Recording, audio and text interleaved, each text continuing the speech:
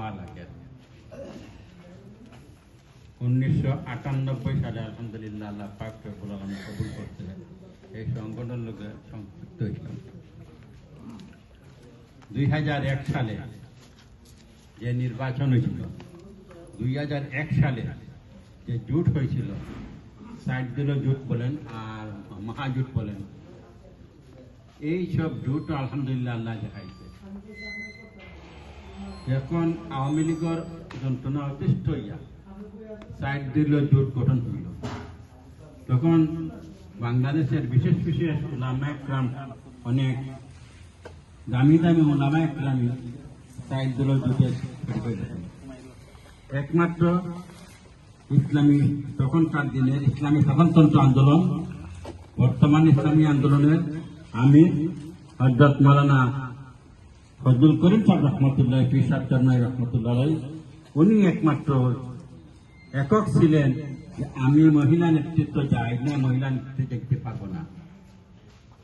যেহেতু আমি একটু পিছিয়ে হওয়া লাগে, কারণে আমাদের মধ্যে যে দুর্বলতা আছে, এই দুর্বলতা আমাদের সরানির দরকার আছে।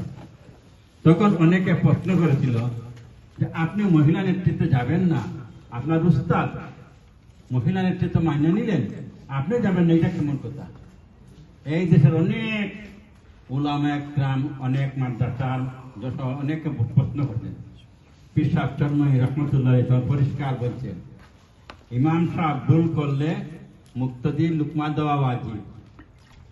আমার উস্তাদ বুঝি না, ইমাম সাহেব ভুল করেছেন, আমি মুক্তদি হিসাবে লুকমা দিচ্ছি। যদি মুক্তদি হিসাবে লুকমা দেওয়ার কারণে ইমাম সাহেব যদি আমার লুকমা গ্রহণ না করেন, তখন মুক্তদির উপরে ওয়াজিব হয়ে যায় ইমাম সাহেবের ইক্তেদা ছাড়িয়ে দেওয়ার জন্য। কত সুন্দর বক্তব্য! আলহামদুলিল্লাহ, তখন যে অবস্থা ছিল সেই অবস্থা তো এখন না। আমরা সিলেটে মাত্র হাতে গোনার কয়েকজন লোক ছিলাম, এক পর্যায়ে গিয়ে হারে। যাই হোক, তখন পীর সাহেব চরমাই রহমতুল্লাহ একটাই ঘোষণা ছিল যে কোনো ভাবে হোক আওয়ামী লীগ ঠেকাতে হবে। আওয়ামী লীগ ঠেকাইতে গিয়ে হারি।